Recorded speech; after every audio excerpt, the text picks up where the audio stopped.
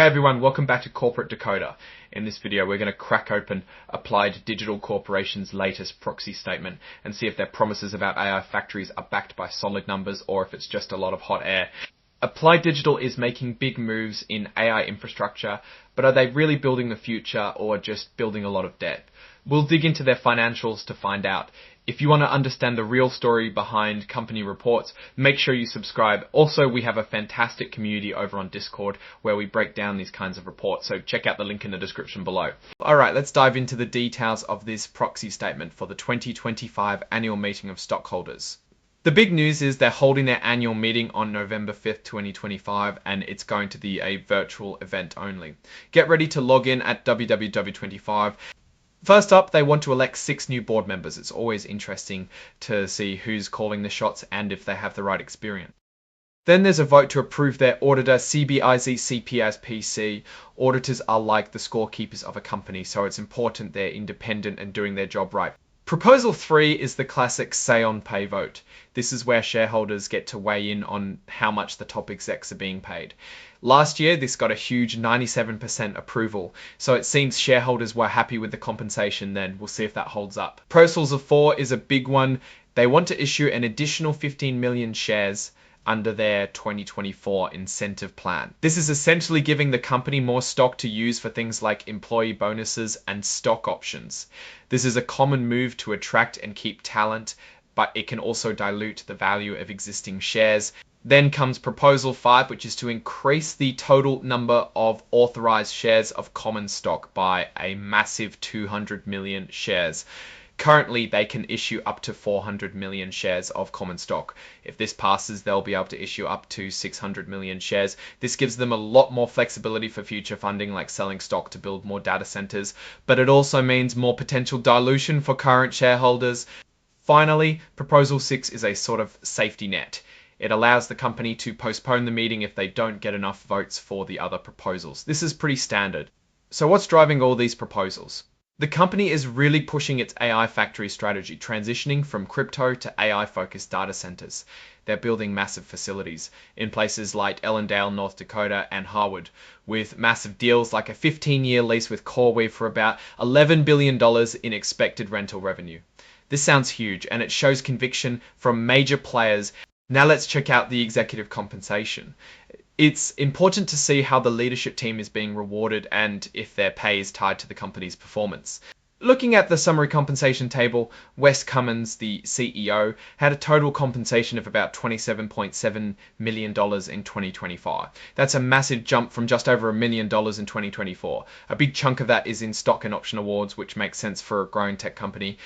Sador Mohmand, the CFO, saw his compensation jump to nearly $10 million in 2025 from nothing in 2024, as he was not a named executive officer then. Laura Lotrello, the chief operating officer, also had a compensation of about $9.9 million in 2025. She joined mid-year, so it's mainly just for her partial year. The table for outstanding equity awards at May 31, 2025 gives us a peek at the unvested stock awards. Wes Cummins has a lot of unvested awards with a market value of nearly $30 million. This shows a significant portion of executive wealth is tied up in future company performance. This pay versus performance table is crucial. It shows how the pay of their top people stacks up against the company's financial results. In 2025, the compensation actually paid to the CEO was almost $30 million, while the average for the other top execs was around $9 million. Now let's look at the total stockholder return.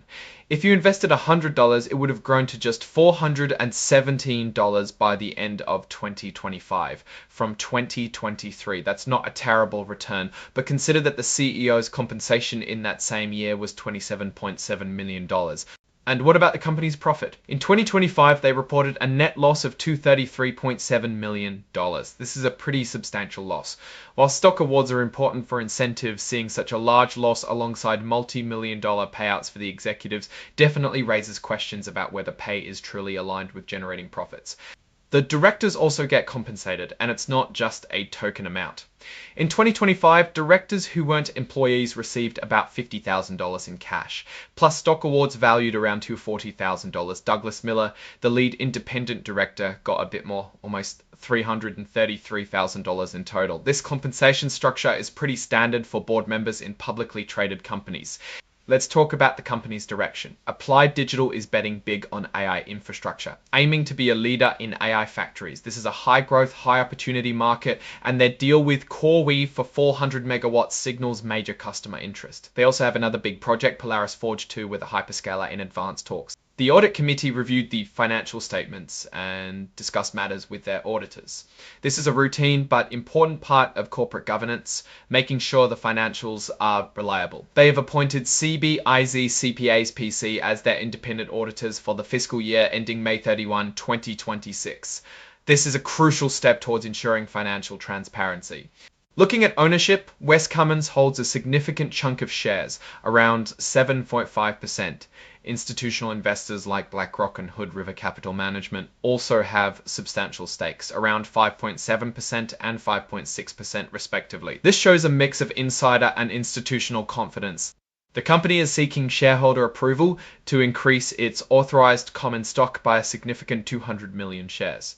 This move is to provide flexibility for future financing, which they clearly need given their continued expansion and reported losses. Without enough authorized shares, they could be limited in how they fund these growth initiatives. Under Proposal 4, they're asking to increase the shares available under their 2024 incentive plan by 15 million shares.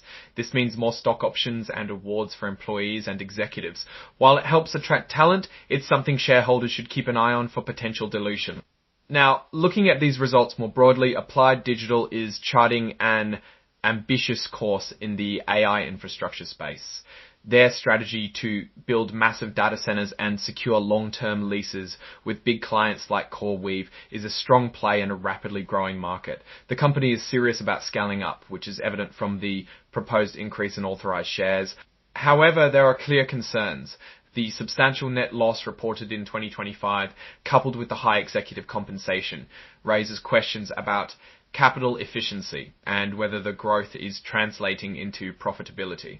While stock-based compensation is a standard incentive tool, the scale of it, especially when the company is losing money, warrants careful consideration by investors. The potential for further dilution from the proposed share increase is also a significant risk for existing shareholders. In conclusion, Applied Digital is making bold moves in a promising sector, but they need to demonstrate a clearer path to profitability and efficient use of capital. The upcoming vote on proposals like increasing authorized shares and continued executive compensation will be key indicators of how the company plans to navigate its growth and financial challenges. Alright, that's our deep dive into Applied Digital's proxy statement. What's your take on their AI factory expansion and the executive compensation? Let me know your thoughts in the comments below. If you found this analysis helpful, give this video a thumbs up and subscribe for more corporate breakdowns. And don't forget to join our Discord community for more in-depth discussions. Thanks for watching, and we'll see you in the next one.